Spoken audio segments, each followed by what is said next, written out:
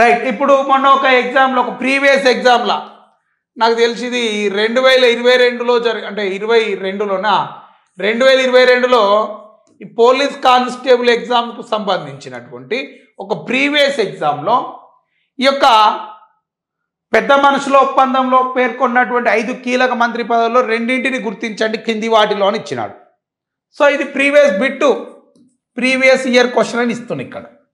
So ఏమని అడిగిందంటే 5 కీలక మంత్రి పదవుల్లో రెండింటిని గుర్తించండి అని ఇచ్చినాడు. అవి ఏంటి అంటే, ఒకటేమో హోంశాఖ, రెండోది రెవెన్యూ, మూడోది ఆర్థిక, నాలుగోది ఏంటిదే, నాలుగోది ఏంటంటే ప్రణాళికల అభివృద్ధి, ఐదోది పరిశ్రమలు వాణిజ్యం.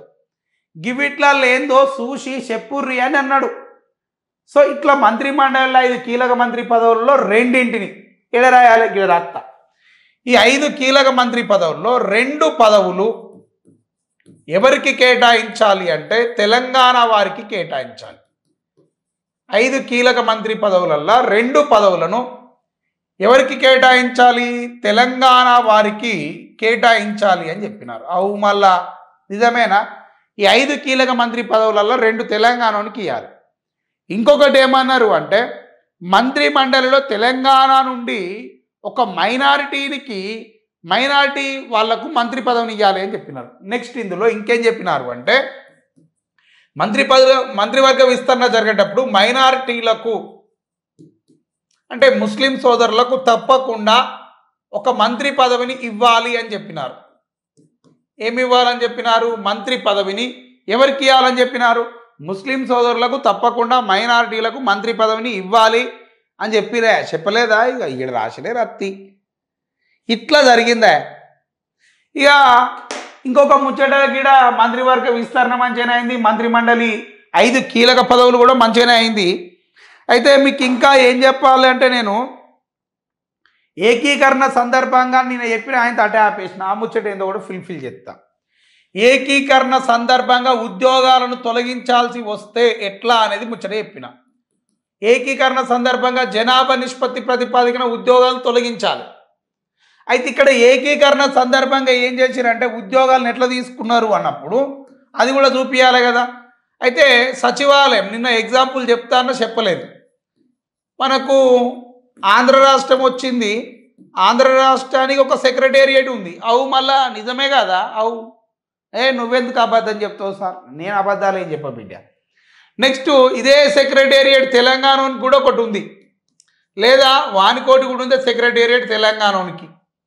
ఇది తెలంగాణకి ఒక సెక్రటేరియట్.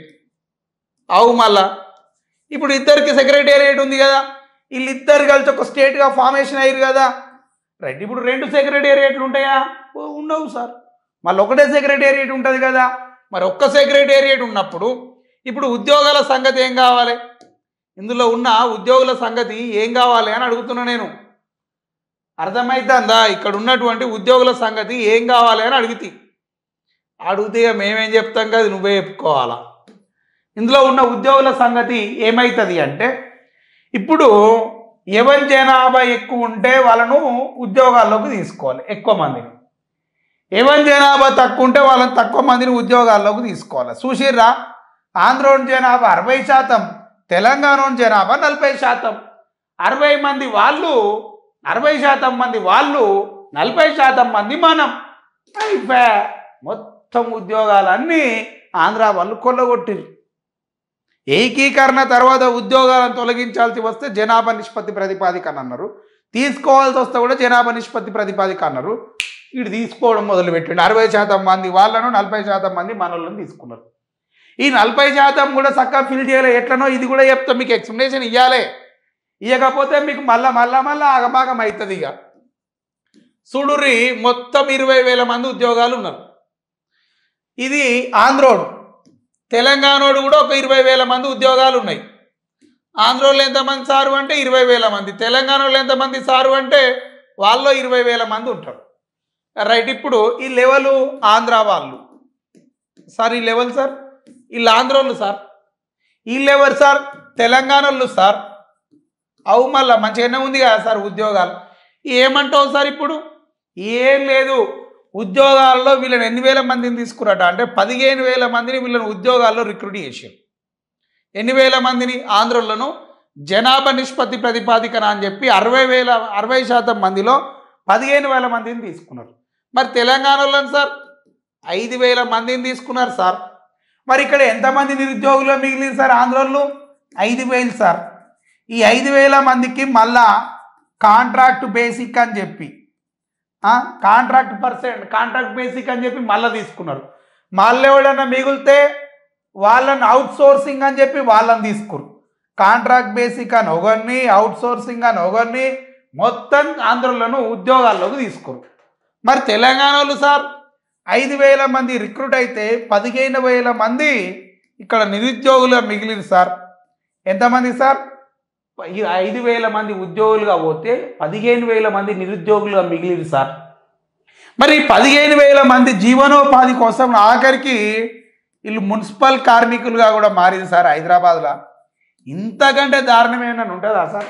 తెలంగాణ తీసుకుపోయి ఆంధ్రలో కలిపితే వెలిగిపోతుంది తెలంగాణ డెవలప్ అవుతుంది అంటే పచ్చపెన్ను పట్టుకునే తెలంగాణ ఉద్యోగిని మున్సిపల్ కార్మికుడిగా మార్చి చీపురుగడ్డ చేతిలో పెట్టిన ఘనత ఈ ఆంధ్ర పాలకులది కాదా అని నేను అడుగుతున్నా. ఇలా గొప్పతనం ఏందనేది ఉల్లంఘనలలో చెప్తే ఇప్పుడు ఏమన్నా నేను ఇట్లయిందా ఇక ఇవన్నీ మనకు పెద్ద మనుషుల ఒప్పందంలో ఉన్నటువంటి కండిషన్లు అధ్యక్ష. ఈ పెద్ద మనుషుల ఒప్పందం ఎప్పుడు జరిగింది అంటే 1956 ఫిబ్రవరి 20 తారీఖు హైదరాబాద్ భవన్ ఢిల్లీలో జరిగింది. అధ్యక్షుడు ఎవరంటే GB Pant. Okay, GB Pant అధ్యక్షతన ఈ మీటింగ్ జరిగింది. గిట్లా 14 అంశాలను పొందుపరిచి ఆ 14 అంశాలనే మనం తెలంగాణ పరిరక్షణలు అని చెప్పి పిలుస్తాం. వాటిని నోట్స్ ఆన్ సేఫ్ గార్డ్స్ అని చెప్పి కూడా మనం మాట్లాడుతూ ఉంటాం. 2016 గ్రూప్ 2 ఎగ్జామ్లో దీని మీద బిట్ అడిగే పెద్ద మనుషుల ఒప్పందంలో మాట్లాడిన 14 అంశాలను ఏమంటారా నాయనా అని అడిగే అడ్డమైన వాళ్ళు ఆన్సర్ ఇవ్వలేక ఆగమాగమయ్యారు చాలామంది. ఏమన్నాడంటే తెలంగాణ పరిరక్షణలు అన్నారు, ఇంగ్లీష్లో ఇచ్చాడు ఆప్షన్. గట్లెందుకు ఇస్తాడు? నోట్స్ ఆన్ సేఫ్ గార్డ్ అని ఇచ్చారు. అందరు నల్లముఖం వేసుకొని ఇంటికి వచ్చారు.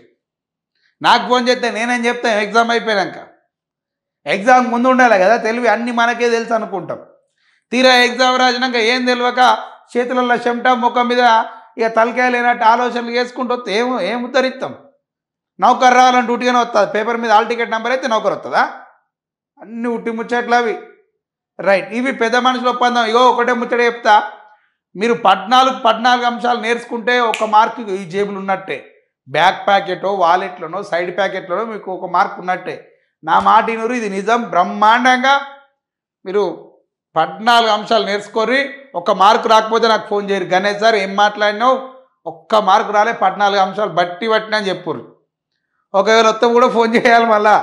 ఓ సార్ వచ్చిన ఈ 14 అంశాలలో 1 మార్కు 100% వస్తుంది బిడ్డ. నేను అనాలిసిస్ చేసిన లాస్ట్ మనకు 2014 నుంచి జలమండలి ఎగ్జామ్ నుంచి మొదలు పెడితే నిన్న మొన్న జరిగినటువంటి గ్రూప్ 1, గ్రూప్ 2, గ్రూప్ 3 ఉద్యోగాల దాకా ప్రతిసారి జెంటిల్మెన్ అగ్రిమెంట్ మీద క్వశ్చన్ 100% ఏ అడ్డమైనా ఎగ్జామ్లోనే వస్తుంది. కావున మీరు మంచిగా చదువుకోండి. ఈ పెద్ద మనుషుల ఒప్పందం తర్వాత ఏ విధంగా అగ్రిమెంట్స్ జరిగినా, ఏ విధంగా సైన్ చేసిన ముచ్చట్లు కూడా మనం చూద్దాం. Okay, done.